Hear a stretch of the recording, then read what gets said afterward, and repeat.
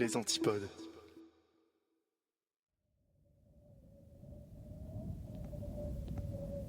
Avant d'aller dormir. Des histoires horrifiques racontées par Yop et Indigo.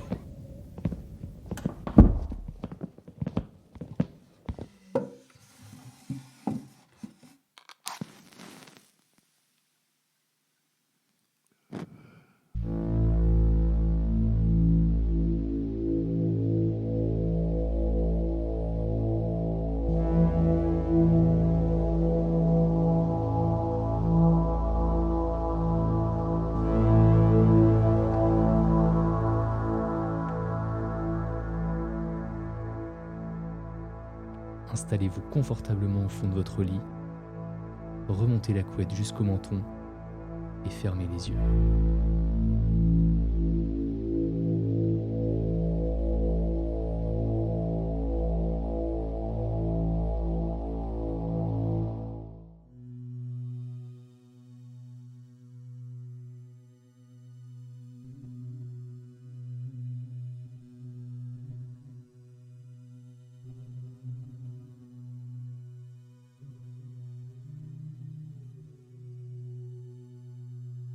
Chapitre 1. Erwan déambulait dans les rues sans but précis. Une bouteille de son whisky favori à la main, il avait du mal à marcher droit. Malgré les apparences, il tentait de reprendre sa vie en main et d'arrêter l'alcool qui lui gâchait tant la vie. Non, ce n'était pas totalement vrai. La boisson n'était pas la seule responsable.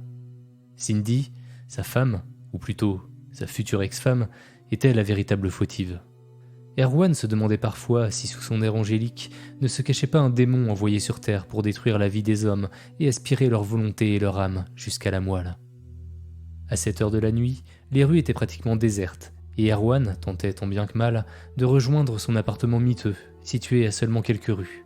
Du moins, il l'espérait, car sous l'emprise de l'alcool, les artères du quartier lui semblaient toutes identiques. Il porta le goulot de la bouteille à sa bouche et reprit une bonne rasade du breuvage, tout en repassant le passé, comme il savait si bien le faire depuis trop longtemps. Anciennement enquêteur dans la gendarmerie, Erwan avait eu une carrière exemplaire jusqu'à ses 35 ans. L'année maudite où il avait croisé la route de Cindy et de son petit cul à trappe-pigeon qu'elle savait dandiner au bon moment pour capter l'attention de ses proies masculines. Une véritable petite bimbo qui avait envoûté, sans mal, Erwan lors d'une soirée organisée par l'amicale de la police.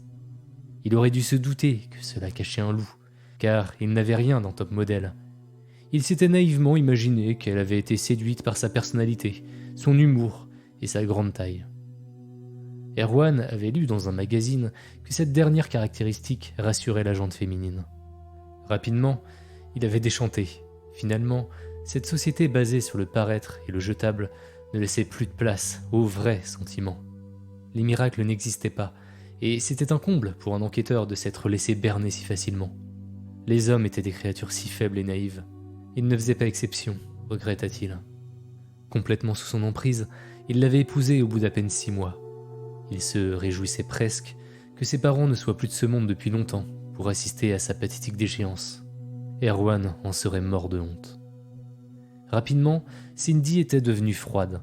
La bimbo n'avait jamais cessé de fréquenter d'autres hommes. Elle ne le cachait d'ailleurs presque pas, et Erwan la soupçonnait même d'avoir maladroitement dissimulé des sous-vêtements masculins pour qu'il les découvre. Il ne lui avait jamais posé ouvertement la question, mais même avec des œillères, l'enquêteur n'était pas dupe. C'était à peu près à cette période que l'alcool avait commencé à lui faire des appels de plus en plus pressants. Lui, qui s'était toujours enorgueilli d'être assez fort pour ne pas succomber à des tendances de ce genre, petit à petit, il avait commencé à traîner dans les bars, jusqu'à pas d'heure, afin de repousser au maximum la confrontation avec Cindy. Il rentrait le plus tard possible en espérant la retrouver endormie et éviter d'avoir à subir ses reproches incessants. Sale ivrogne, loser, débile, impuissant, il en passait des meilleurs. Jusqu'au jour où le vase avait débordé. La goutte de trop, ou plutôt l'insulte de trop associée au verre de trop. Et Erwan avait frappé Cindy.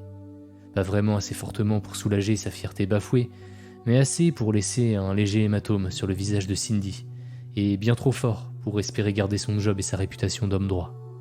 La vaste blague que représentait son mariage éphémère et cauchemardesque prenait donc ainsi fin, même si la procédure juridique traînait toujours. Depuis des mois, Il survivait, tant bien que mal, grâce à son droit au chômage. Au moins, sa hiérarchie, par respect pour ses nombreuses années de bons et loyaux services, ne l'avait pas licencié pour faute grave. Sans cela, il se serait retrouvé sans le sou et sans toit. Sa nouvelle compagne, l'alcool. Elle le rendait dépendant et le détruisait à petit feu. Comme son ex-femme finalement. La seule différence étant que le breuvage coulerait toujours à flot et qu'il ne partirait pas du jour au lendemain après l'avoir rabaissé plus bactère. Cette nouvelle conjointe risquait bien de l'accompagner jusque dans la tombe, voire même de l'y précipiter. Dans ce contexte, il n'espérait pas retrouver un travail stable de sitôt. Qui voudrait d'un alcoolique cogneur de femmes ? Personne. En tout cas, il s'y était résigné jusqu'à cette lettre inespérée reçue 2 jours plus tôt. Non infranchi, on lui avait directement glissé sous la porte. On lui proposait un nouvel emploi à durée indéterminée, de gardien de nuit, dans un musée de cire.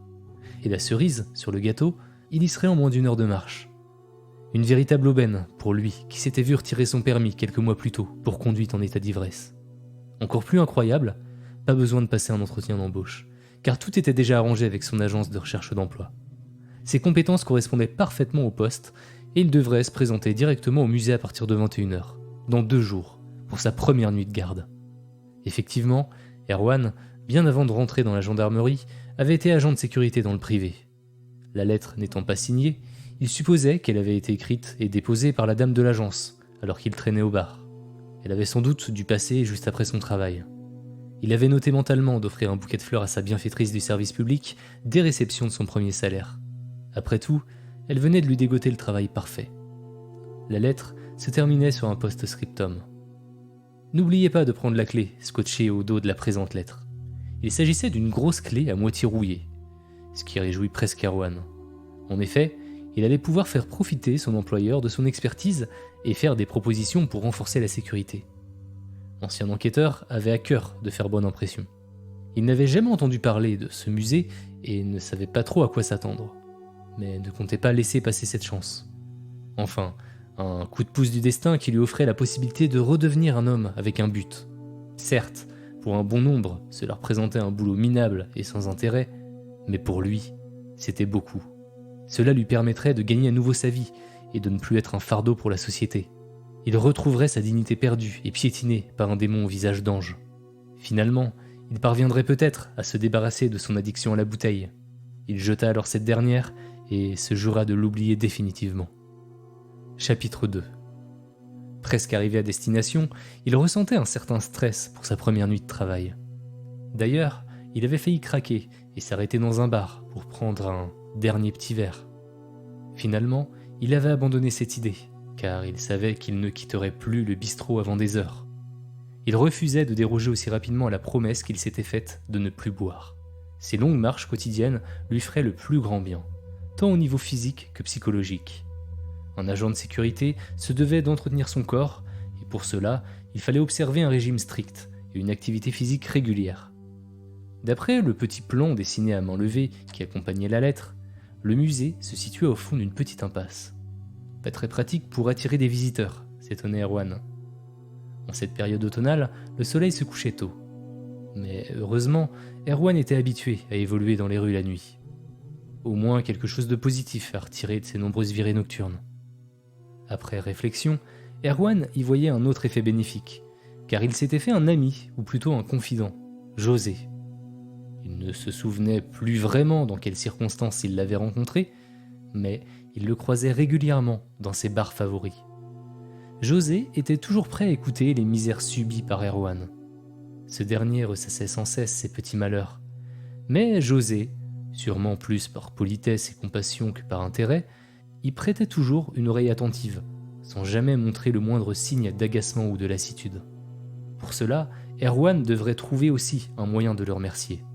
Pas lui offrant des fleurs, comme à la dame de l'agence, mais très certainement en lui proposant une bonne bouteille de whisky. Après tout, José lui avait offert à boire plus que de raison pendant de nombreux mois. De plus, l'écoute de son confident de bar lui avait sans doute évité le coup de nombreuses heures de psychanalyse, voire pire. Pourtant, il réalisait qu'il ne connaissait pratiquement rien sur la vie de son ami. Il s'arrêta à un croisement pour vérifier le plan. L'impasse se trouvait juste sur sa droite. Elle était plus sombre encore que les autres ruelles, car elle ne disposait pas de lampadaire. Trop étroite pour que des véhicules puissent y circuler, elle était seulement éclairée par quelques néons publicitaires. Sur la gauche, un club de vidéos pornographiques. Erwan aurait eu peur d'y attraper des maladies juste en franchissant le seuil. Un peu plus loin, un autre néon à moitié éteint indiquait une boutique de tatouage. Erwan s'interrogea. Qui pouvait bien avoir envie de se faire tatouer dans un endroit aussi glauque ? Une porte en fer forgé clôturait le fond de l'impasse. Sur cette dernière, un petit panneau en bois faiblement éclairé par la lumière des divers néons et sur lequel étaient gravés 3 mots peu rassurants. Musée des horreurs. Erwan comprit que le musée ne devait pas être pris d'assaut par les clients. Quel intérêt d'ouvrir un tel établissement dans l'endroit le moins accueillant du monde ? Au moins, puisque le thème semblait être l'horreur, l'ambiance sombre de la ruelle vous mettait déjà dans le bain. Erwan remarqua d'autres inscriptions plus petites, juste en dessous. Horaire d'ouverture, tous les jours, de 8h à 20h. Cela collait avec ses plages de travail, qui s'étalaient de 21h jusqu'à 5h du matin. Sans doute que les quelques heures intermédiaires permettaient de faire un peu de ménage ou de mettre en place de nouvelles œuvres horrifiques. D'ailleurs, Erwan ne savait pas du tout à quoi s'attendre. Des tableaux, des vidéos, des sculptures ? Il ne tarderait pas à le savoir, car il poussa la grille non verrouillée. Pas très prudent, pensa-t-il. Il faudra qu'il propose au propriétaire de faire installer un verrou. Il se trouvait dans un étroit couloir, surplombé d'une voûte en béton. 2 violons néons clignotants, suspendus au plafond, brisaient légèrement l'obscurité. Ils montraient des signes de fatigue et clignotaient aléatoirement. Encore un détail qu'il signalerait à son employeur. En plus de représenter un danger pour les visiteurs, un lieu mal entretenu attirait les cambrioleurs. En effet, si les luminaires étaient laissés à l'abandon, alors cela laissait présager un système de sécurité du même acabit. Au bout d'une vingtaine de mètres qui aurait découragé n'importe quel claustrophobe, il pénétra dans un lieu que l'on ne pouvait pas soupçonner depuis l'extérieur. Un jardin. Pas très grand, mais bien entretenu. Il était traversé par une petite allée en pierre, avec des éclairages au sol du plus bel effet. Au bout du chemin, une maison de style victorien qui, à elle seule, valait le coup d'œil. On aurait dit la maison de Norman Bates dans Psychose, mais en un peu plus petite. Finalement, cette bâtisse correspondait parfaitement au thème de l'horreur et de l'angoisse. Lorsqu'Erwan se retrouva face à la grande porte, en bois d'époque, il comprit immédiatement qu'elle se destinait à recevoir la grosse clé rouillée, placée dans sa poche un peu plus tôt. La serrure, grippée, lui résista pendant un long moment avant de s'ouvrir enfin. L'ancien enquêteur, toujours aussi motivé et plein de bonne volonté, nota mentalement de récupérer du dégrippant pour le lendemain. Le vestibule s'illumina automatiquement dès son entrée. Des capteurs de présence, comprit-il, mais juste pour la lumière, car aucune alarme ne se déclencha. Il n'avait d'ailleurs rien lu à ce sujet dans la lettre. Peut-être encore un point à améliorer. Erwan devrait estimer si les œuvres de ce musée valaient la peine d'installer un système d'alarme coûteux et contraignant. Il se demandait finalement si son rôle ne serait pas surtout d'empêcher d'éventuels casseurs de dégrader ce lieu isolé et atypique. Sur la droite du hall, un petit bureau sur lequel se trouvait uniquement une enveloppe avec son nom inscrit en grosses lettres. En tant qu'ancien enquêteur, il reconnut immédiatement la même écriture que sur la première lettre, ce qui signifiait que cette dernière ne provenait finalement pas de la dame de l'agence. Erwan éluciderait ce mystère plus tard, et il entreprit d'ouvrir l'enveloppe et de lire son contenu. « Bonsoir, je vous souhaite la bienvenue dans mon humble musée des horreurs. Désolé pour mon absence, mais mon emploi du temps ne me permet malheureusement pas de vous accueillir en personne pour votre premier soir. De toute façon, en tant que professionnel, je suis certain que vous parviendrez à trouver vos marques tout seul. S'il y a le moindre problème, n'hésitez pas à le consigner dans le cahier qui se situe dans le premier tiroir de ce bureau. Vous y trouverez également une lampe pour vous aider lors de vos rondes. La porte, qui se situe en face de vous, abrite une cuisine ainsi que des toilettes privées. Pour me faire pardonner mon manque de courtoisie, veuillez trouver dans l'enveloppe votre premier mois de salaire payé d'avance. Voilà, je pense n'avoir rien oublié. Mais si c'était le cas, encore une fois, n'hésitez pas à le consigner dans le cahier. Vous souhaitant une bonne première nuit. PS, attention à ne pas toucher aux œuvres, qui sont très fragiles. » Erwan prit immédiatement le cahier neuf pour y noter le problème de serrure grippée, l'absence de verrou sur le portail côté rue, ainsi que les néons défaillants. Il s'empara de la liasse de billets qui se trouvait dans l'enveloppe, comme indiqué. Décidément, il était tombé sur la perle rare avec ce boulot. Proximité, tranquillité et un patron réglo qu'il payait en avance. Pour la première fois depuis longtemps, il ne pensait plus à boire. Il se sentait à la fois libre et maître de son destin. Chapitre 3. Il se saisit de la lampe torche, car apparemment, seul le hall était éclairé. Il commença à explorer les lieux. Une grande arche donnait sur une salle immense. Au-dessus, une inscription « Scène de film ». Aucun interrupteur en vue. La salle portait bien son nom. Des scènes de films d'horreur les plus connues étaient entourées par des barrières de sécurité. Elles ne dépassaient pas les 5 mètres carrés et les personnages semblaient de toute évidence constitués de cire. Le niveau de détail des visages bluffa Erwan.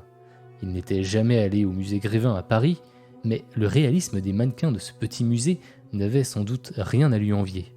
Évidemment, le thème abordé et l'emplacement de la bâtisse ne favorisaient pas sa popularité. Les films étaient facilement identifiables, sans avoir à lire les pancartes légèrement éclairées par des petites ampoules au sol. D'un côté, Jason de Vendredi 13, en plein carnage sur une jeune adolescente, à l'aide de sa fameuse machette. De l'autre, le tueur d'Halloween, Michael Myers, ou encore Freddy Krueger, du film Les Griffes de la Nuit, avec son visage complètement brûlé. Ce dernier luisait, comme si du sang frais suintait encore de ses plaies. Habituellement peu sensible à ce genre de film, Erwan ressentit tout de même un léger frisson sur sa nuque. Il avait presque l'impression que les mannequins l'observaient. Il repensa à son idée d'installer un système d'alarme et se ravisa. En effet, qui aurait envie de s'introduire ici pour subtiliser de lourds mannequins de cire sans grande valeur pécuniaire? En continuant sa ronde, Erwan reconnut même la scène d'Alien le 8e passager, dans lequel le monstre, encore bébé, sortait du ventre d'un des membres d'équipage du vaisseau.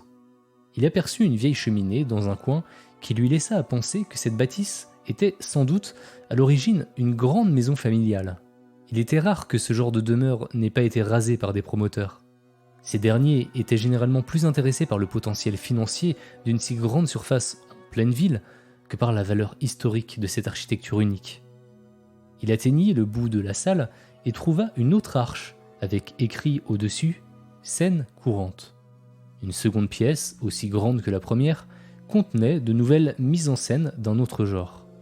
Ici, pas de reproduction cinématographique ou de monstres imaginaires, mais des mannequins représentant des personnages anonymes, commettant des atrocités, comme on en voit malheureusement trop souvent dans les journaux d'information. Dans un coin, Erwan aperçut une mère tentant de noyer son bébé dans l'eau d'une bassine. Juste à côté, un mari tirant au fusil à pompe dans le ventre de l'amant de sa femme, encore nu dans le lit conjugal.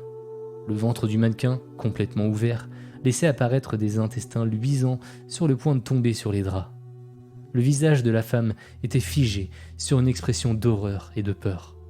On avait presque l'impression qu'elle allait se mettre à crier. L'ancien enquêteur se sentait particulièrement concerné par cette dernière scène. Il ne s'attarda pas plus longtemps sur ces visions d'horreur qu'il trouvait bien plus effrayantes que les précédentes. D'un réalisme encore plus saisissant, la crédibilité des expressions faciales et des mises en scène lui glaçait le sang. Il effectua rapidement le tour de la salle jusqu'à atteindre un panneau sur lequel était inscrit « Fin de l'exposition ». La visite ne durait donc pas plus de 20 minutes en prenant son temps. Erwan réalisa qu'il n'avait vu aucune affiche indiquant les tarifs. Le musée était donc gratuit. Comment diable le propriétaire gagnait-il sa vie?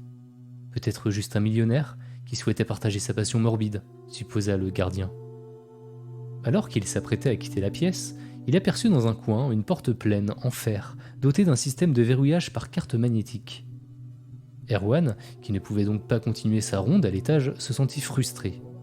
D'après la configuration de la maison, nul doute que cette porte donnait sur l'escalier. Était-ce voulu, ou bien son employeur avait-il omis de lui fournir l'accès? Il était étonnant que cette porte dispose d'un système de sécurité aussi perfectionné, alors que les deux salles principales étaient facilement accessibles. De surcroît, une grosse pancarte indiquait « Accès interdit » en lettres blanches sur fond rouge. Cela contraria Erwan, qui n'était donc pas en mesure d'assurer efficacement sa mission de gardiennage. Lui qui avait tant à cœur de bien faire, quelqu'un risquait de s'introduire par les fenêtres de l'étage sans qu'il s'en rende compte.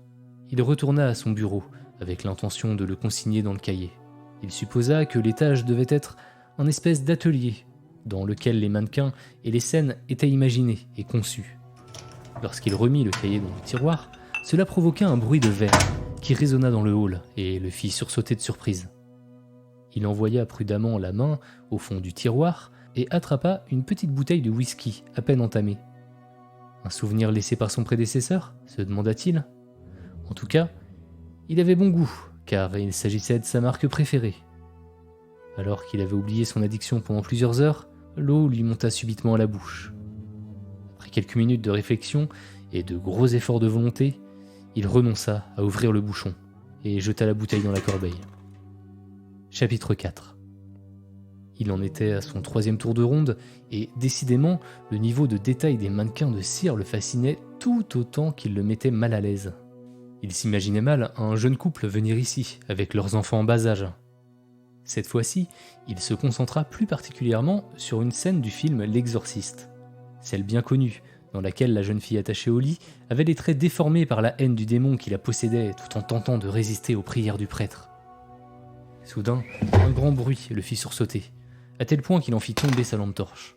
Cela provenait de l'autre salle, celle qu'Erwan n'appréciait pas, avec ses horribles petites scènes plus vraies que nature. Il se dirigea, d'un pas fébrile, dans la direction d'où lui sembla-t-il provenir le bruit. Il orienta sa lampe, dans tous les sens, afin de s'assurer que personne ne se cachait pour le prendre par surprise. Le faisceau lumineux de la torche éclairait les yeux des mannequins chaque fois que le rayon les balayait. À cause de leur réalisme, il avait sursauté quelquefois, en les confondant avec des vrais êtres humains sur le point de lui sauter dessus, avec un couteau, une tronçonneuse ou l'une des nombreuses autres armes représentées dans les œuvres infernales. Évidemment, rien de tel ne se produisit, et Erwan ne comprenait pas ce qui avait pu engendrer ce bruit, car rien ne semblait être tombé. L'explication qui lui paraissait la plus logique, la porte sécurisée avec la clé. Malheureusement, cette hypothèse n'était pas des plus rassurantes, car cela impliquait la présence d'une ou plusieurs personnes, comme il l'avait craint plus tôt. Qu'il y ait encore quelqu'un, à presque minuit, sans qu'il en ait été avisé au préalable, n'était pas normal. Il devrait également consigner cet événement sur le cahier, en notant son heure approximative. La porte ne disposait pas de poignée, et le voyant rouge indiquait qu'elle était électroniquement fermée. Il tenta de la pousser, pour vérification, mais sans surprise, elle ne broncha pas d'1 millimètre. Son inspection terminée, il retourna s'asseoir une nouvelle fois à son bureau tout en réfléchissant à la situation.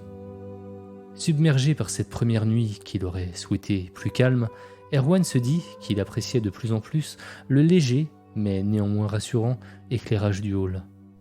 Je me fais sans doute des idées. Quel idiot! Lança-t-il soudainement pour lui-même, car il regrettait de ne pas avoir emporté de la lecture, afin d'éviter que son esprit ne psychote. Effectivement, il s'agissait d'un phénomène courant dans cette profession, et il commençait à s'ennuyer ferme entre ces rondes. Il n'avait même pas à disposition un ordinateur pour surfer sur Internet. Il regarda les billets et réalisa qu'il pourrait enfin se racheter un smartphone, voire même une tablette avec un forfait Internet. Encore mieux! Une liseuse électronique! S'exclama-t-il, réjoui.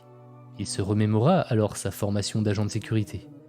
Parler à haute voix était à proscrire, car cela risquait d'avertir un éventuel intrus, non seulement de sa présence, mais surtout de sa position précise.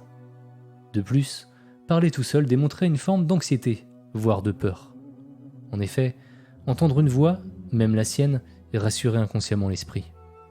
Soudain, il réalisa qu'il n'y avait pas de téléphone, ni aucun autre moyen de prévenir son employeur, ou même des secours, en cas de problème.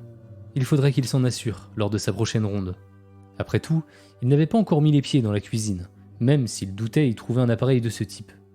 De toute façon, un gardien devait disposer d'un moyen de communication sans fil directement sur lui afin de garantir une plus grande réactivité. Encore un élément à signaler dans le cahier. Erwan fut tiré de ses pensées par un nouveau bruit, fort et sourd, sur sa droite. Il se leva brusquement et tout en s'agrippant à sa lampe torche, il lança d'une voix peu assurée. Y a quelqu'un? Je suis armé! Une fois de plus, sa réaction n'était pas professionnelle, car elle indiquait non seulement sa position, mais aussi sa peur. Décidément, il avait beaucoup perdu pendant toutes ces années, et faisait un piètre gardien. Dans sa tête apparut alors l'image de Cindy, qu'il tenait pour responsable de tous ses malheurs. Le silence régnait de nouveau dans l'enceinte du musée des horreurs. Un silence lourd, pesant, presque malsain. Arrivé dans la première salle, il aperçut immédiatement ce qui avait provoqué le bruit. L'un des mannequins se trouvait au sol, face contre terre. Il posa sa lampe sur le carrelage et entreprit de le remettre debout. Les longs cheveux blonds du mannequin lui indiquèrent qu'il s'agissait sans doute d'un personnage féminin. Pouah, bon sang, t'es sacrément lourde, ma fille! Lança-t-il d'une voix déformée par l'effort. Il se souvenait du post-scriptum, de la lettre sur le bureau qui mentionnait la fragilité des œuvres. Erwan sentit l'angoisse lui vriller l'estomac. Il refusait d'être tenu pour responsable d'un tel accident dès sa première nuit.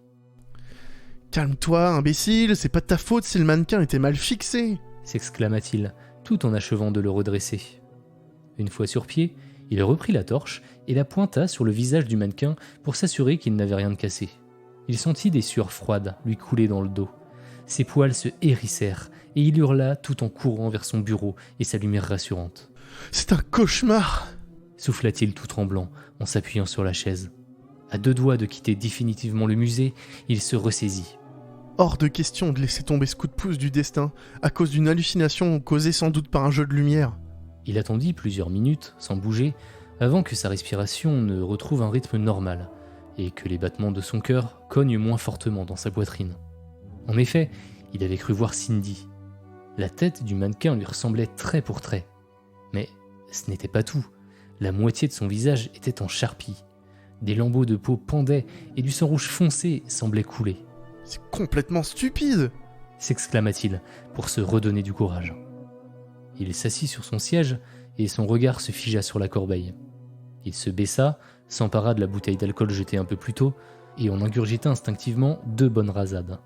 Regonflé, mais se sentant idiot, il retourna inspecter le fameux mannequin avec une certaine appréhension. Comme il s'en était douté, il n'avait rien de particulier et ne ressemblait pas du tout à son ex-femme. Cette scène représentait une horde de gremlins et la femme de cire, prise au piège, avait une expression de surprise et d'horreur sur son visage. Par contre, rien qui pouvait être assimilé à du sang et pas de morceaux de peau en partie détachés. Le mannequin semblait en parfait état, malgré sa chute quelques minutes plus tôt. Soudain, un nouveau boom, comme le premier.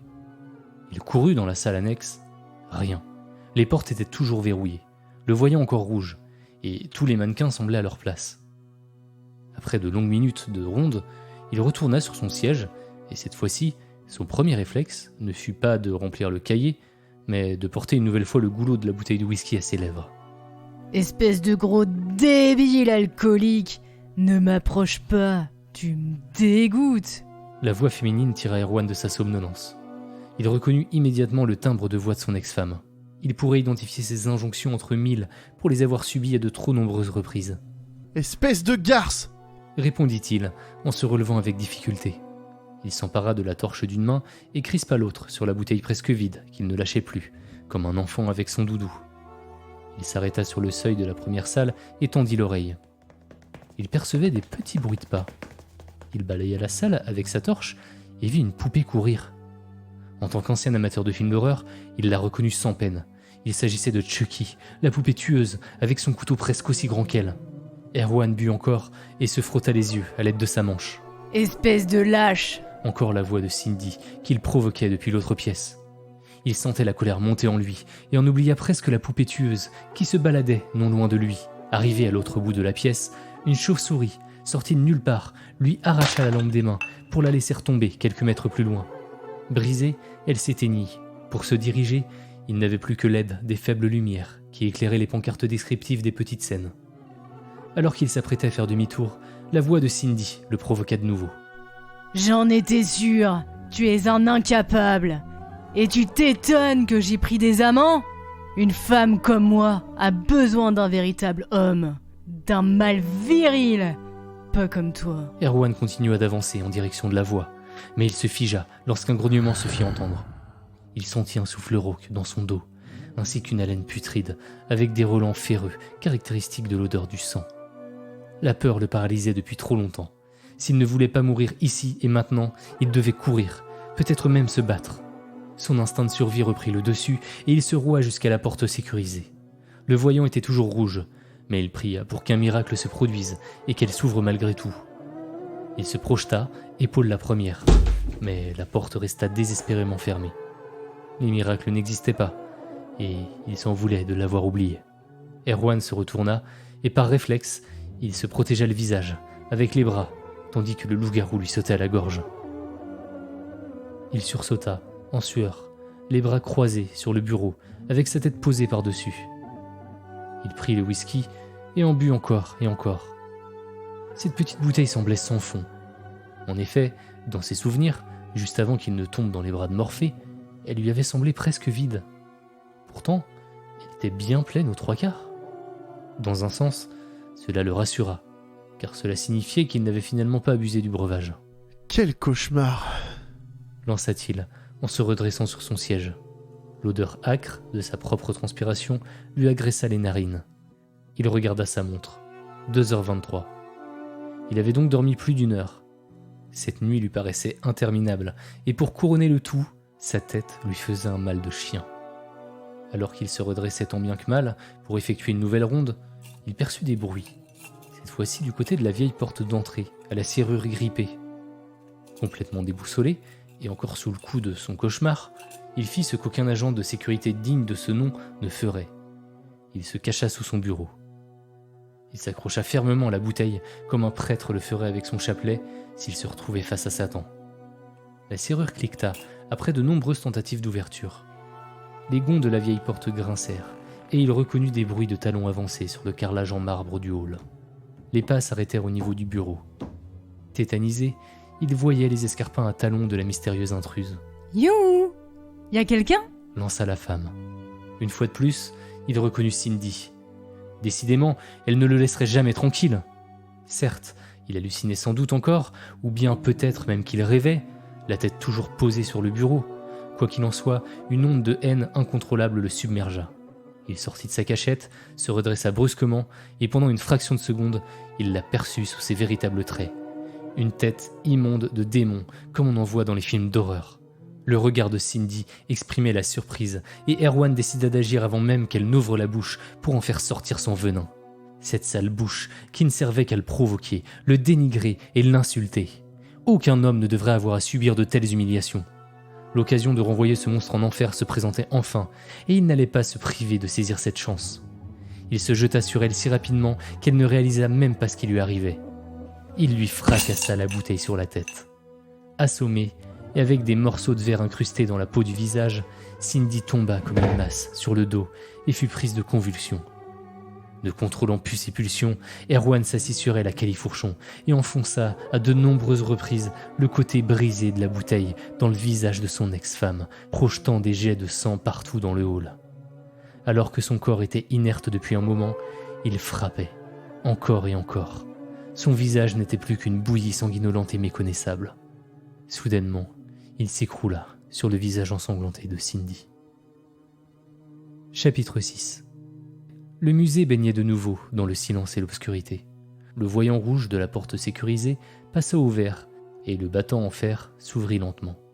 Avant de franchir l'ouverture, José enclencha un interrupteur sur sa droite et la lumière artificielle des néons envahit toutes les pièces. En premier lieu, il sortit jusqu'au portail pour retirer la fausse pancarte qui annonçait la présence d'un musée et ses soi-disant horaires d'ouverture. Hors de question qu'un intrus pénètre dans sa maison privée et découvre sa collection personnelle. La seule raison d'être de ces pancartes était de ne pas mettre la puce à l'oreille de ses futures victimes. Toute cette mise en scène devait sembler le plus crédible possible.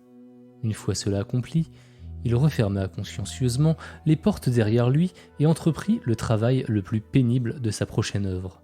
Monter les 2 cadavres dans son atelier et ses appartements, à l'étage, sans les abîmer et sans dénaturer leur posture. En effet, une fois le processus de rigidité cadavérique entamé, il était très difficile de modifier la position des corps sans briser les os. Et cela, il tenait absolument à l'éviter afin que les corps puissent tenir debout le plus naturellement possible.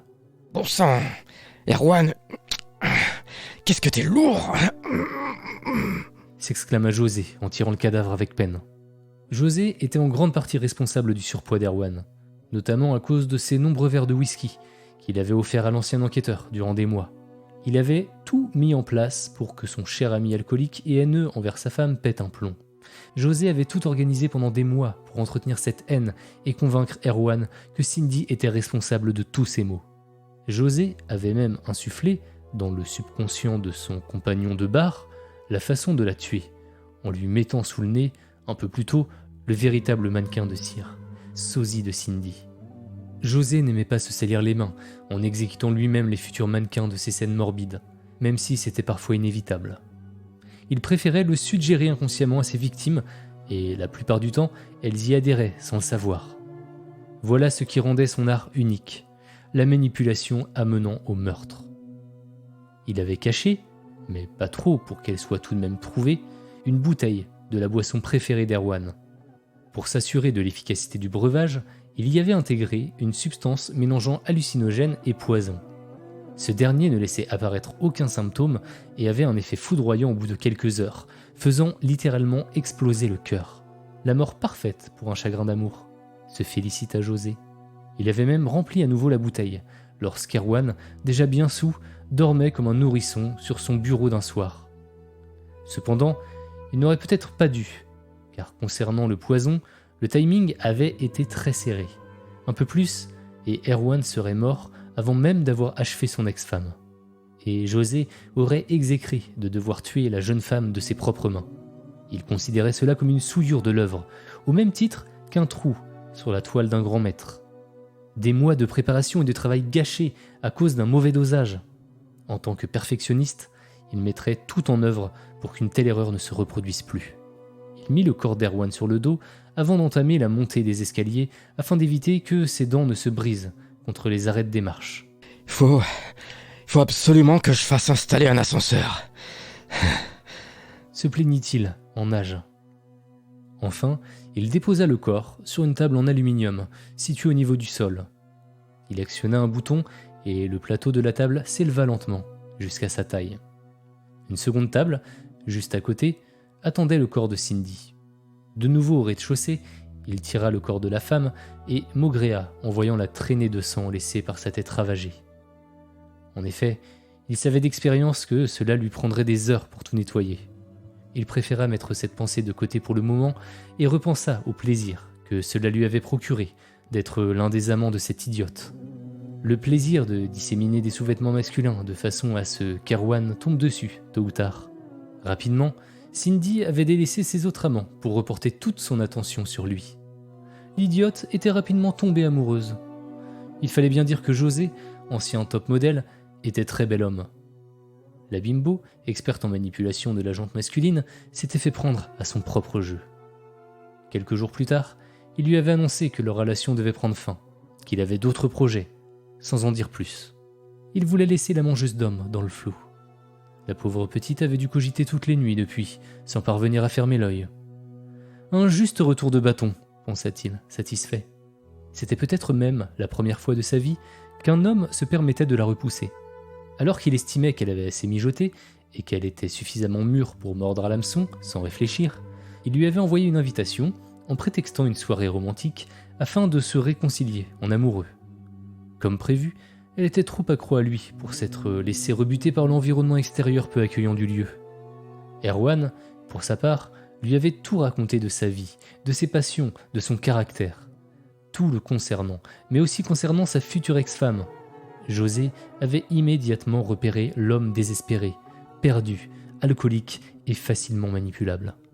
Pour José, la manipulation faisait partie intégrante de l'œuvre. Le montage de la scène n'était que la concrétisation d'une manœuvre psychologique mise en place insidieusement pendant des semaines, voire des mois. Une fois les deux corps en place, il leur introduisit de grosses aiguilles dans les poignets afin de commencer à vider les cadavres de leur sang. José s'était pris de passion pour la taxidermie dès son plus jeune âge. Rapidement, cette activité l'avait isolé des autres, qui trouvaient cela répugnant, faisant de lui un marginal et un solitaire. Au début, il s'entraînait sur des animaux morts. Puis, à l'adolescence, il avait commencé à tuer lui-même des chiens ou des chats errants. Avec le temps, il avait réalisé que provoquer la mort transcendait cette activité et la transformait en art ultime. Il lui faudrait plusieurs jours de travail sur ces deux-là, mais il formerait une scène parfaite. Le mari alcoolique qui ne différencie plus le rêve de la réalité, perdant le contrôle et tuant violemment sa femme avec l'instrument même qui avait provoqué sa propre folie, la bouteille de whisky. Ainsi, la boucle était bouclée. Une fois l'empaillage terminé, il les recouvrirait d'un vernis mat spécial de sa propre conception pour donner à sa nouvelle œuvre un aspect réaliste. Cela permettait également d'empêcher la peau de pourrir et surtout de figer les visages définitivement sur l'émotion voulue par l'artiste. Il tenait à respecter le plus possible les émotions affichées par les deux protagonistes avant leur mort. Sa seule frustration, il ne pouvait pas exposer ses œuvres. Les gens n'étaient pas prêts. Ou alors, il devrait faire passer son travail pour de simples mannequins de cire. Mais quel intérêt ? Il se filmait pendant toute la procédure de l'empaillage pour garder une trace de ses travaux artistiques. Il notait également sur un carnet toutes les étapes de la manipulation ainsi que tous les traits de caractère des victimes. Un jour, quelqu'un tomberait dessus et reconnaîtrait son génie. Il serait un artiste reconnu bien après sa mort, comme Gauguin, Van Gogh ou encore Monet. Après tout, à sa connaissance, il était le seul artiste de l'histoire à mettre en scène des sculptures humaines. José, décidément très inspiré, pensait déjà à sa prochaine œuvre.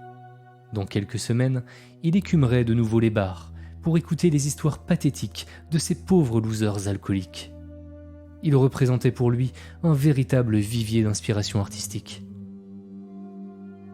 Pour sa future création, il espérait tomber sur un drame familial, mettant en scène un ou deux nourrissons et leurs parents.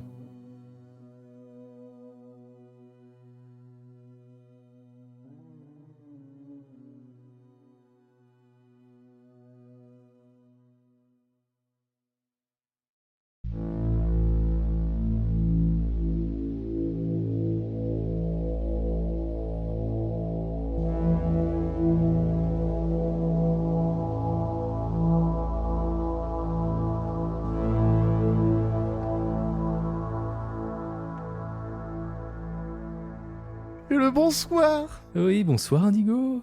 Bonsoir Yop, tu vas bien? Écoute, ça va plutôt pas mal, et toi? Ça va super. Écoute, je fais entendre de ma voix. Non, c'est pas de la jalousie, hein, comme je te disais. Je te disais hors antenne tout à l'heure. Oui. On m'entend pas beaucoup dans cet épisode, c'est rare. Et c'est vrai qu'en même temps, on est parti sur une histoire de 40 minutes où tu n'es pas présent. Donc c'est déjà, ça fait tout l'épisode. J'ai quelques phrases du style c'est compliqué, mais quel désastre. Et c'est tout quoi. Vraiment voilà. des exclamations. Hein. D'ailleurs, tu le soulignes à chaque fois. Eh mais c'est Indigo, regardez, écoutez-le. Non, mais à chaque fois que je fais une phrase, toi t'arrives derrière en disant s'exclama-t-il. Ça me fait trop rire, vraiment. Faudrait que je réécoute, je t'avoue, j'ai pas fait gaffe à ça. Bah voilà, on est de retour après les vacances. Ah, ça fait plaisir. Les vacances c'est fini, Oui, comme l'abondance. L'abondance c'est fini. terminé. Terminado. T'as passé des bonnes vacances, Yop? Moi, j'ai passé des super vacances assez studieuses parce que finalement, j'ai travaillé sur d'autres podcasts. mais Ah là, bah oui. mais quand même, ça fait quand même bien plaisir d'être un petit peu plus tranquille et sachant qu'on a été vachement bien backupé, j'ai envie de dire, par une équipe de choc. Oh, tellement. Merci beaucoup les filles. Vous avez encore assuré pendant notre absence. Ça fait déjà 2 fois. On peut parler de tradition estivale, vraiment. Ouais. Elles ont vraiment assuré, c'était trop cool, trop bien cet épisode. Et on a toujours des super retours. Moi, je me rappelle quand on était allé au Paris Podcast Festival l'année dernière. Ah ouais. On avait Clairement. eu des auditeurs qui nous disaient les filles, c'était trop bien le podcast féminin, quand est-ce qu'elles reviennent? Et ben voilà. Elles sont revenues, voilà. et d'ailleurs, Ça- depuis l'année dernière, je trouve qu'on a de plus en plus de personnages féminins C'est qui vrai, hein. arrivent, qui popent par-ci par-là.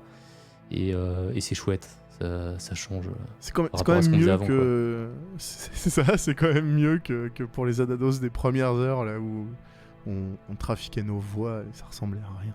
Ça, c'est derrière nous maintenant. Ouais, clairement. On est entouré d'Adados de qualité. On a pu en rencontrer Ouais. pendant ces vacances là, cet été là. On a fait encore des rencontres Adados, c'était trop bien. On rappelle hein, si vous êtes sur Nantes, envoyez-nous des petits messages si vous voulez aller boire un coup, manger, quoi que ce soit. On est dispo, généralement, on essaye de se rendre dispo pour vous rencontrer. Et c'était grave cool cet été, ouais. Un jour, il faudrait qu'on se prenne une carte SNCF, un truc comme ça, Liberté, là, je sais pas comment ça s'appelle, et qu'on aille faire un petit tour, voir d'autres Un Adados, Adados. parce qu'à Nantes, il n'y a pas que Nantes dans la vie, quoi. Oh là là. Un Haddad Tour. Haddad Ce serait Tour. génial. J'en rêverais. Ah bah clairement. Ouais, faudra le faire quand même. On se met au cul du Tour de France, tu vois, et on balance des goodies là. Des affiches et des mugs. On balance des mugs sur la route, tu vois. Ils se cassent tous. Des poches de sang, des couteaux. Qui a pas compris. Non, bah ouais, c'était vraiment cool cet été. Hein. Ça faisait du bien hein, de se reposer, même si bon, on est toujours un peu dans la tête dans les podcasts. Hein, mine de rien. Et en vrai, finalement, t'as quand même continué à faire les musiques, il y a eu du montage. Bien sûr. Voilà quoi, le podcast ne serait pas sorti, mais quand même. Mais quand même. Non, quand même, c'était grave et cool. puis même rien que la soirée d'enregistrement avec les filles, c'était bien cool. Bah, la journée même, c'était bien cool. Ouais. Donc bah merci à vous les filles. Et puis bah merci aussi aux narrateurs et narratrices de ce soir. Oui. Puisque ce soir on a encore été épaulés, décidément. C'est fou, fou, la famille s'agrandit. Lily d'Amiamit évidemment, qui est venue sortir des saloperies aux héros de cette histoire qu'on vient d'entendre. C'était pas très très gentil. C'est vrai. Dan, du podcast Creepy Story, on rappelle Dan, toujours. Hein. Dan, qui a lancé un Patreon dernièrement. Mais oui je me demande qui a sollicité Dan pour lancer ce Patreon. On a à peine insisté, à peine. Un tout petit peu. Dan, franchement, bravo. Sois fier de toi. Tu l'as fait. Et puis Vanille, du podcast C'est Creepy. C'est creepy. Que des podcasts creepy, quoi. Exactement. C'est terrible. Donc, avant d'aller creepy. On se renomme. Donc, merci à vous trois, c'est trop cool. On remercie évidemment l'auteur de la première histoire, qui se nomme Sylvain Silvestro. Exactement. Qui nous a proposé donc une nouvelle, puisque c'est carrément une nouvelle, le musée des horreurs. C'est une nouvelle qu'on retrouve dans le recueil de la folie, qui est dispo sur Amazon, puisque c'est un auteur indépendant qui propose ses histoires sur Amazon. Donc le lien est dans la description, vous connaissez. Allez jeter un œil. Et acheter surtout. Merci. Et acheter, bien sûr. Non, mais que quand même, trop bien. l'histoire est plutôt stylax, donc ça donne un bon avant-goût de... Ouais, c'est clair. C'est ce que j'allais dire. C'est plus qu'un avant-goût. Hein. Ouais. Ouais, c'est clair que là. À 40 minutes quand même, hein, rappelons-le. Déjà, franchement, il était super cool de bien vouloir nous fournir une histoire aussi longue. Si ça peut l'aider aussi en contrepartie et le faire un petit peu connaître, tant mieux quoi. Ce serait trop cool. Hyper bien. C'était hyper bien rédigé, hyper. Il y a des choses qu'on voit venir et d'autres pas du tout. C'est ça qui est bien justement. J'aime bien quand ça te cueille et qu'il y a quand même un twist. Ouais. Donc ça c'est fort. Faut franchement bien, bravo quoi. Donc ouais. Bah voilà à peu près pour cet épisode. C'est déjà fini pour aujourd'hui. Mais si vous en voulez encore, si vous n'êtes pas rassasié, on a un moyen simple, on rappelle, c'est le Patreon d'avant d'aller dormir. Donc faites comme nos 3 nouveaux patrons qu'on remercie. Merci. Ouais, je t'en prie si tu veux les remercier, vas-y. Eh bien merci Merlin, Mike et Canbarge. Merci à vous 3. Bienvenue dans la team. Vous êtes officiellement Stylax maintenant. Tellement. Abonnez-vous, activez la cloche, mettez des pouces bleus, vous connaissez, ça nous soutient de ouf. Il y a déjà 39 quick slip. Combien ? Pas 37, pas 38, mais bien 39 quick slip. Les quick slip, c'est des histoires bonus qui sont rien que pour les oreilles des patrons. Et ça, c'est pas rien. Pas que des quick slip, il y a aussi quelques what the fuck de temps en temps. Quelques what the fuck, ouais, les bêtisiers, ça c'est toujours un régal. Et donc tout ça, tout le Patreon, ça nous aide justement à produire les futurs épisodes, lancer des nouveaux podcasts. Grâce au label, on rappelle, les antipodes. donc ouais, franchement, merci pour tout ce que vous faites, pour le soutien. Et puis après, il y a d'autres moyens de nous soutenir si financièrement ça le fait pas et que vous avez d'autres moyens, tout simplement en parlant déjà d'avant d'aller dormir autour de vous, en recommandant le podcast ou en mettant des avis. On adore les lire, c'est toujours un plaisir d'avoir des retours, on en reçoit de partout. On pourrait en profiter pour en lire un petit peu. Et ben vas-y si tu veux, hein. Je vois qu'on a des avis sur Apple Podcast. Allez, commençons par Apple Podcast. Apple Podcast, alors meilleur podcast horreur. Salut, je profite d'avoir changé de téléphone et d'être passé chez Apple pour mettre un avis. J'écoute votre podcast depuis la saison 2, un véritable plaisir pour les oreilles, continuez comme ça, c'est Stylax. Et donc n'hésitez pas, si vous aussi vous changez de téléphone, l'iPhone 14 Pro, profitez-en. Génial. Profitez-en et mettez-nous un petit commentaire. Vous mettez je suis passé à l'iPhone 14 Pro et je trouve votre podcast très stylax. 5 étoiles. Ah, j'adore cette pub. On a un autre commentaire qui nous dit l'un de mes podcasts préférés. Moi aussi, ça tombe bien. Ah. Supposé m'aider à m'endormir, mais qui a plutôt tendance à me maintenir éveillé plus que de raison. J'adore. Soit parce que j'en veux toujours plus, soit parce que je suis mortifié au fond de mon lit à l'affût du moindre bruit suspect. Je ne vous remercie pas, non vraiment. Alors, je vous remercie pas avec 5 étoiles, mais j'adore ce genre de pas remerciement. Merci. C'est parfait. On a aussi Joe qui nous a envoyé ce message. Avant d'aller dormir, les meilleurs podcasts. J'ai découvert les podcasts avant d'aller dormir il y a 3 jours et je m'en passe pas. J'adore vraiment ce que vous faites. Vos histoires font froid dans le dos. Vraiment, j'adore. Vous êtes géniaux. Surtout, ne changez pas. Ben merci. Au bout de 3 jours, déjà un commentaire. Franchement, c'est trop bien. Ça fait plaisir. Du binge listening, du binge listening, c'est pas facile à dire, mais ouais. Pour ceux qui nous écoutent très rapidement et qui sont rassasiés, bien sûr, il y a Patreon, mais n'hésitez pas également à écouter les autres prods du label. Rendez-vous de l'étrange, 3 minutes challenge, il y a de quoi faire. Doudou 4000. Doudou 4000, mais pourquoi je l'ai oublié? Mais c'est le premier truc que vous devriez écouter d'ailleurs avant tout le reste.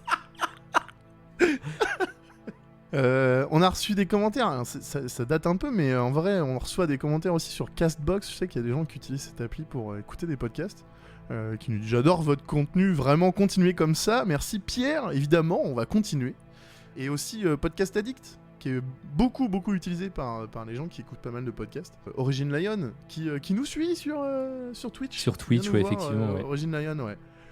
Qui nous dit podcast plus qu'excellent, creepy à souhait, les histoires en sont géniales, j'attends avec impatience les prochaines histoires, les semi-pros qui ont tout de pro, tout simplement stylax. Merci.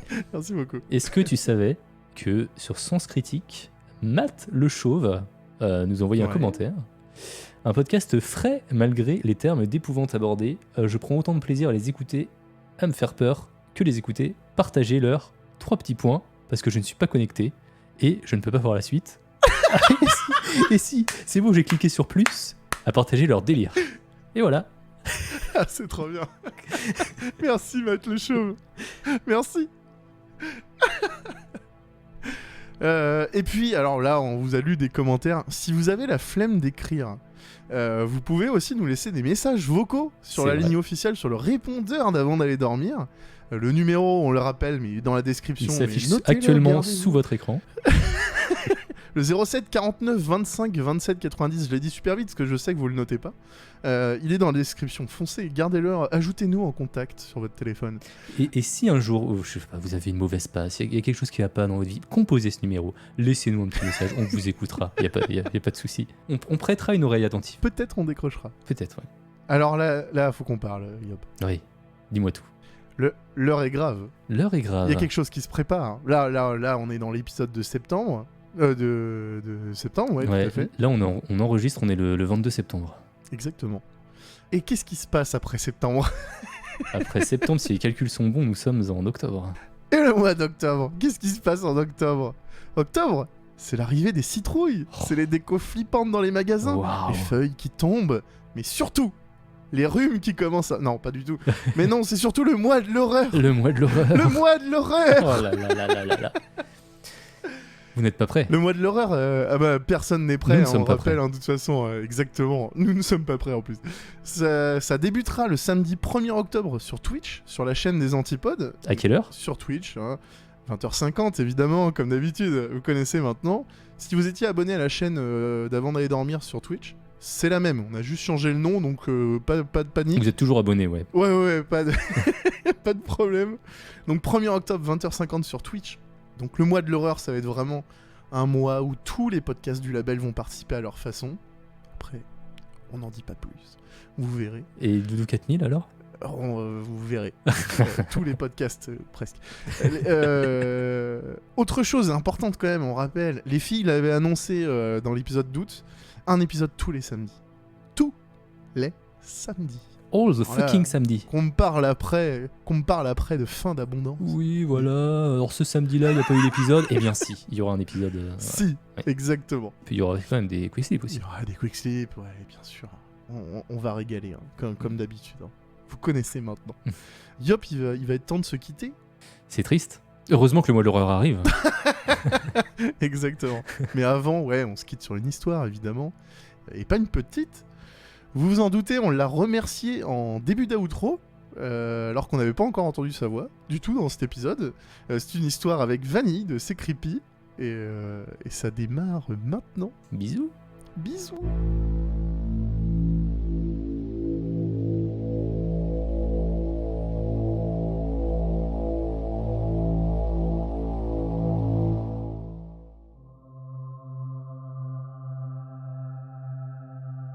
Cela s'est produit pour la première fois alors que nous attendions le métro de 19h48 pour rentrer à la maison.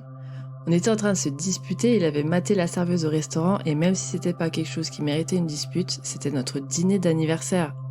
Je n'ai pas pu m'empêcher de lui faire quelques commentaires énervés. Écoute, je suis désolé, ok? Je sais pas ce que tu veux que je te dise d'autre. Il me répondit alors qu'on attendait le long du quai. C'était pas mon but de la regarder fixement, c'est juste arrivé comme ça. Ouais bah ça arrive jamais quand c'est moi, tu trouves pas? Mais si, tout le temps, quand t'étais plus jeune. Quand j'étais plus jeune. J'ai laissé échapper un léger grognement comme un animal primitif en le regardant fixement d'un regard noir. Il fit quelques pas en arrière, son pied s'accrocha à un sac de Burger King qui traînait par terre, et il a glissé, puis est tombé juste en dessous, sur les rails. Le rugissement du train, les lumières aveuglantes, le son du klaxon.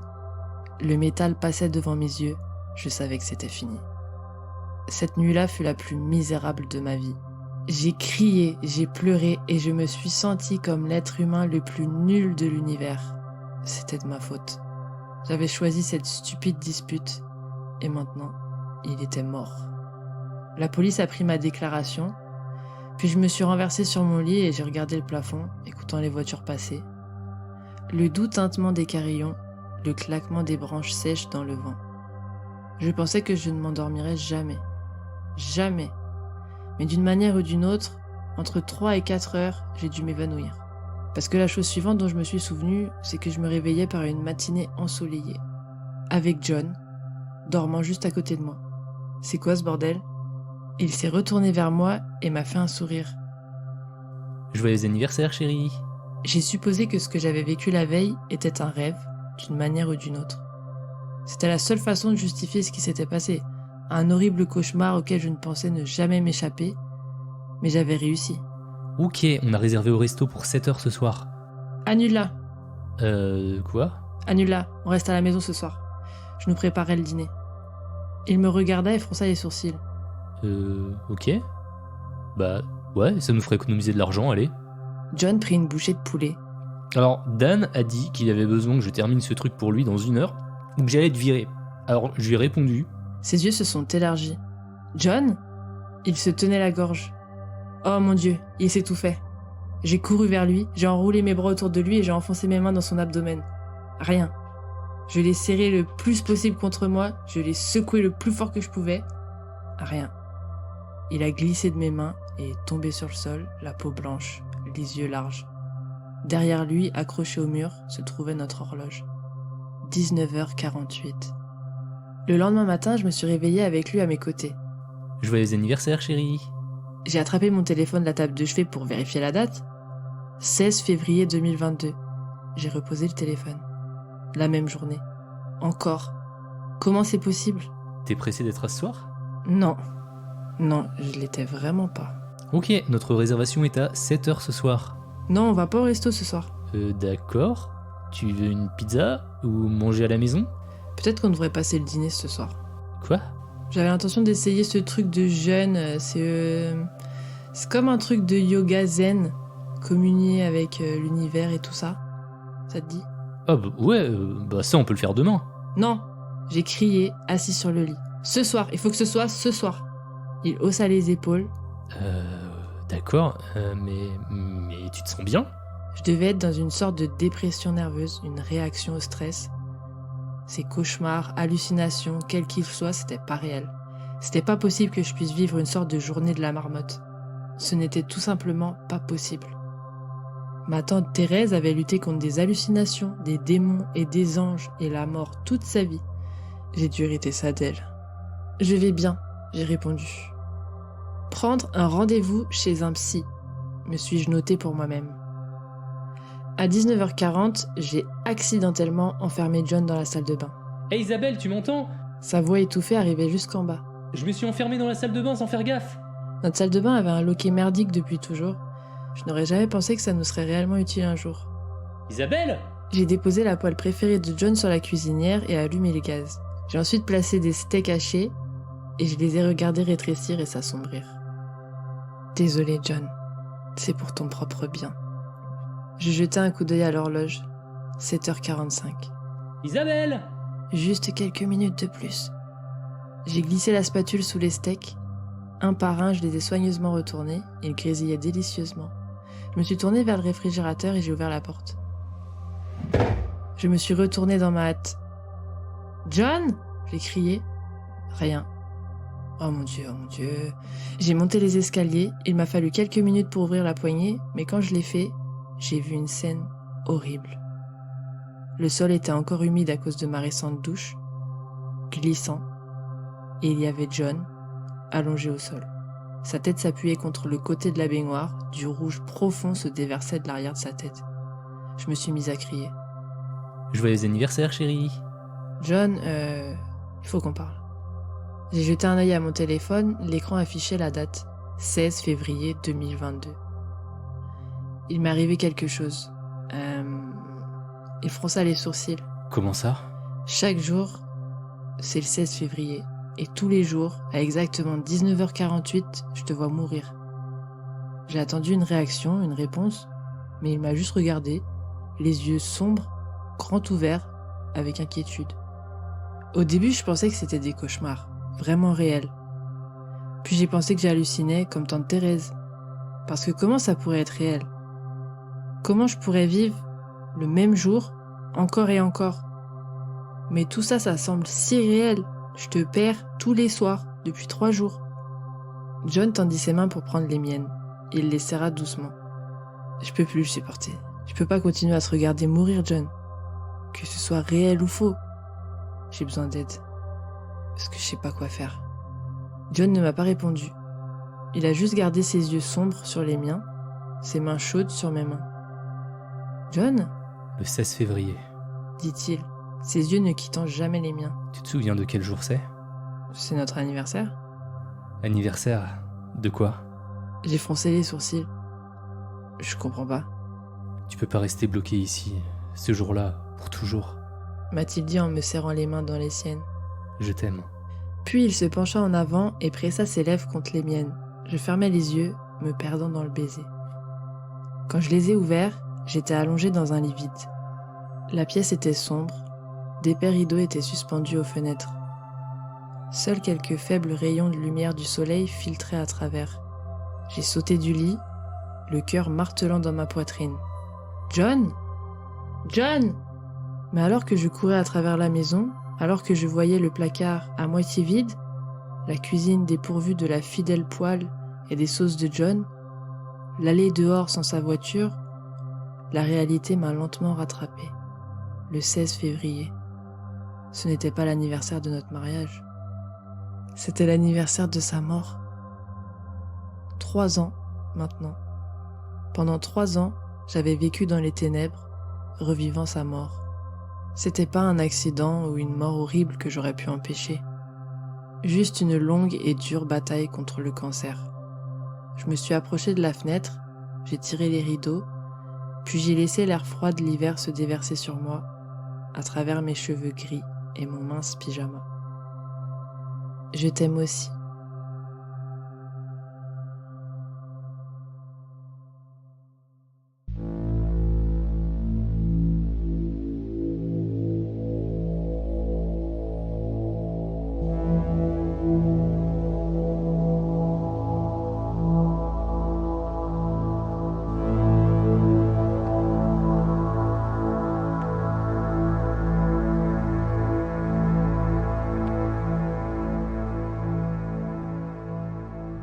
Il est maintenant temps de trouver le sommeil. À bientôt.